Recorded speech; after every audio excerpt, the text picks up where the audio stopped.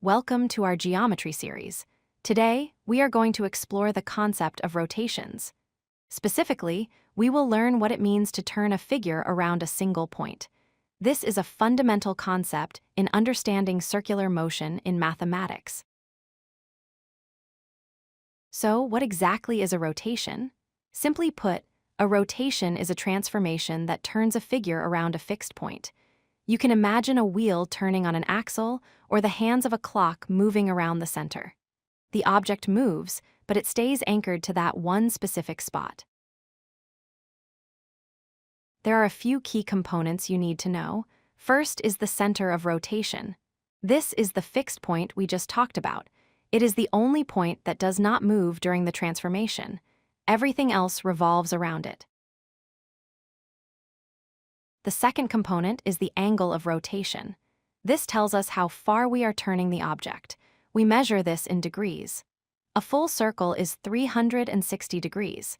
Common rotations include 90 degrees, which is a quarter turn, and 180 degrees, which is a half turn. Next, we must know the direction.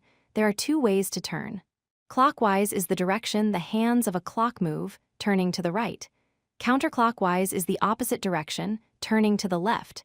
Knowing the direction is crucial for arriving at the correct position. It helps to visualize the path of movement. Imagine invisible strings connecting every corner of your shape to the center point. As the shape rotates, every single point on that shape travels along its own circular path, staying the exact same distance from the center at all times. An important property of rotation is that it is a rigid transformation. This means the size and shape of the object do not change. A rotated triangle is still the same triangle. It is just facing a different way. We call this preserving isometry. Let's look at a specific example.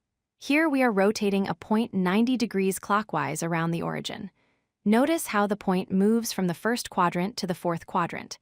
The coordinates switch, and the sign changes, following a specific mathematical rule. Here is another example, a 180-degree rotation. This creates a straight line through the center. Interestingly, for a 180-degree turn, the direction does not matter. Whether you go clockwise or counterclockwise, you end up in the exact same spot on the opposite side. We see rotations everywhere in the real world.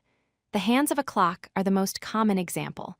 The wheels on a car rotate around their axles to move the vehicle forward. Even the blades of a ceiling fan rotate around a central motor hub. Be careful not to confuse rotation with reflection. A rotation is a turn where the orientation changes gradually. A reflection is a flip, like looking in a mirror. Notice how the letter R looks different when it is turned versus when it is flipped. To wrap up, remember these key points. A rotation turns a figure around a fixed center of rotation. The amount of turn is the angle, and it moves in a specific direction. Most importantly, the size and shape of the figure always stay the same. Thanks for watching. If you like this video, hit that like button and don't forget to subscribe. Visit codelucky.com for more such useful content.